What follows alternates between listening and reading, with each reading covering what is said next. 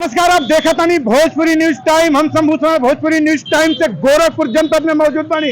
गोरखपुर जनपद में पीछे देखिए पूरा नीला झंडा लहराता और वो अंबेडकर चौक पे गोरखपुर के कचहरी मैदान के बगल में, जहां कचहरी आपके दोनों सिविल और जो दीवानी दोनों देखल जाले, वहां पे अंबेडकर चौक बा। और अंबेडकर के प्रतिमा के सामने देखी ये रावण, ये कहल जा कि यहाँ पे चंद्रशेखर आजाद के प्रतिमा यहाँ लेके लोग खड़ा बा। सबसे बड़ी जीत बा नगीना से इनकर प्रत्याशी चंद्रशेखर आजाद जीत गईलन और बड़ी जीत दर्ज कईलन। का 1.5 लाख वोट से जितलन। का अब लगता आपके युवा जौन पीछे बहुत आंदोलन आप लोग करत रही हैं अपने विजन के लेके, मुद्दा के लेके, तो आप यहाँ पे कहा देखा था नहीं कि आपका प्रत्याशी जीत गए, तो कहा माहौल है? देखिए, माहौल बहुत अच्छा है, बहुत खुशी का माहौल है। और जैसे आपने कहा है कि हमने संघर्ष किया है, हमारा भीम आर्मी आजाद समाज पार्टी ने अभी तक रोड पे संघर्ष किया है। अब भाई चंद्रशेखर आजाद सदन में जाएंगे और ये संघर्ष हम सदन में भी देखा जाएगा भीम आर्मी आजाद समाज पार्टी का। लेकिन अब का उम्मीद का चिराग जगा था कि आप जो बाबा साहब अम्बेडकर के संविधान के बात आपके पार्टी करते रहे, तमाम आप लोग मनुवाद के खिलाफ लड़त रही, का अब लगा था कि अब संसद में गईला के बाद एक आवाज बुलंद हुई और सरकार में कुछ आवाज उठा सके ना? देखिए, जब हमारे भाई कुछ भी नहीं थे, ना सांसद थे ना विधायक थे, तब उनकी आवाज बुलंद थी। तो आप सोचिए कि ऐसा व्यक्ति जब संसद में जाएगा तब आवाज बुलंद कैसे होगी, वो सदन में देखिएगा आप जब कार्रवाई होगी तो। युवा यूथ, आप बताइए कि आपके नगीना सीट से, आपके दिल के नगीना, आप लोगों के मन के नगीना सीट से जीत गए, कितना उल्लास था? सर्वप्रथम तो हम नगीना लोकसभा नगीना के समस्त जनता के गोरखपुर की धरती से साधुवाद, पूरे भारत के भीम आर्मी एकता मिशन की तरफ से नगीना के जन जन के साधुवाद पहुंचाओ तनी।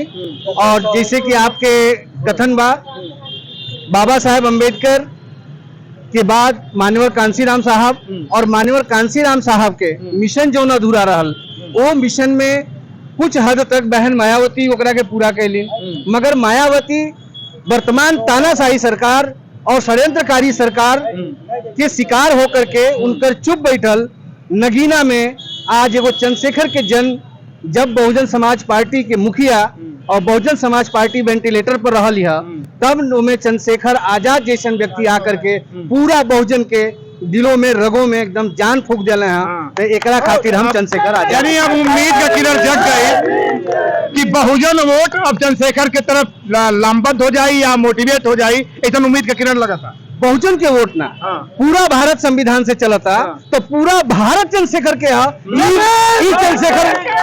चंद्रशेखर बतौले। आज देखत हो खब कि आज कोनो विपक्षी पार्टी बिना संविधान के अपन एगो भाषण ना दिले, और यह संविधान के ताकत आदरणीय हमनी के चंद्रशेखर भाई ये बतावल चाहत रहे हैं कि संविधान में कितना ताकत बा।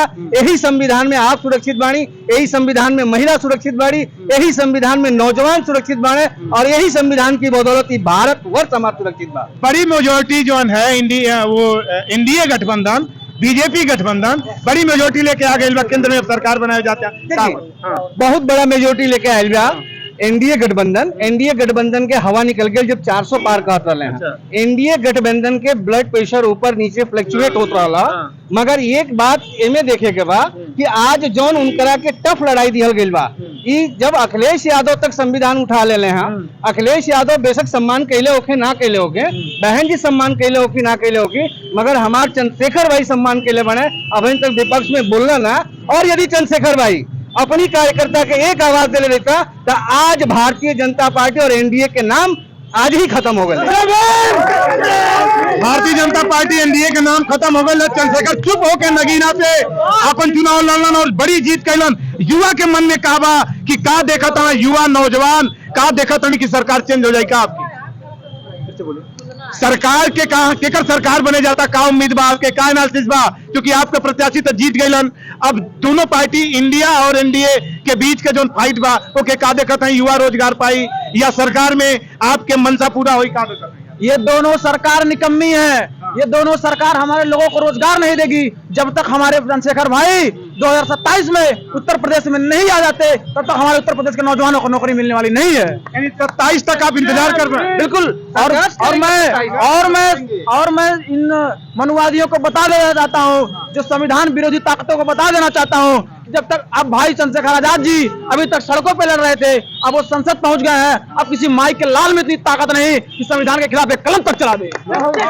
जैसे जैसे एक आरोप लगेला कट्टरपंथी भैला का, एक आरोप लगेला आप लोगों के ऊपर मनवाद के खिलाफ आवाज उठौला का, एक आरोप लगेला पूरा दमखम के साथ आप अपने बात रखेली का। अब ये और तेज हो जाई सड़क पे संसद तक, ये तेज हो जाए। हम कभी भी सड़क पे लड़े हों या संसद में लड़े हों, हमेशा संविधान के दायरे में रह के लड़े हैं। अच्छा, आप क्या कहल जाते हैं? मनुवाद और अंबेडकरवाद के समझे के पड़ी। मनुवाद जाति सूचक ना है। अच्छा। मनुवाद है आडंबर और झूठ। ओकरी खिलाफ जे लड़ाई लड़ी। अंबेडकरवाद विज्ञान के साबित करेला, अंबेडकरवाद संविधान मानेला। जे अनैतिक करेला मनुवाद उस संविधान के ना मानेला। आज मनुवाद के ऊपर परिभाषा बा कि मनुवादी लोग यहाँ तक कि महिला के जाति तक ना बतावला, महिला के अधिकार छीनेला, महिला के, और ये संविधान हमार सबके देला। हमार संविधान सबके समता, बंधुत्व, भाईचारा पर आधारित बा। तो ये मनुवाद और अंबेडकरवाद दोनों में फर्क लोग के समझे के पड़ी। मनुवाद और आडंबर या अंबेडकरवाद के समझे के पड़ी। बहुत बड़ी बात बा कि उत्तर प्रदेश में बहुजन का देश में बहुजन समाज पार्टी अपन खाता तक ना खोल पाले, वहीं चंद्रशेखर आजाद एक लौ के किरण बन के मनवाद के खिलाफ खड़ा भइला वाले समाज के साथे, या बीएसपी के जो वोट बा ओके पोलराइज कर चाहता, तो चंद्रशेखर आजाद में एक बहुजन समाज या बड़ा समाज एक धड़ा, एक इनके अपन चिराग के लौ की तरह देखा था। अब देखे के होई कि संसद में पहुंच के चंद्रशेखर आजाद अपने आवाज के कैसे बुलंद कर पावे। सवाल ही होगा कि यहाँ पेच बा कि सरकार अब केकर बनी। एक तरफ एनडीए गठबंधन पूरी मेजोरिटी के साथ, अपने गठबंधन के साथ बहुमत के आंकड़े के पार पहुंचतिया, तो दूसरे तरफ इंडिया गठबंधन टुकड़ों टुकड़ों में अपने सीट के बटोरने की कोशिश में बा। अब देखे को हुई कि सरकार केकर बनी, और चंद्रशेखर आवाज वो बीच में बैठ के अपने आवाज के, अपने लोग के हक हकूक के बात कैसे कर पाई है। हाल फिलहाल देखत रही बबलू संग, हम देखत रही भोजपुरी न्यूज टाइम।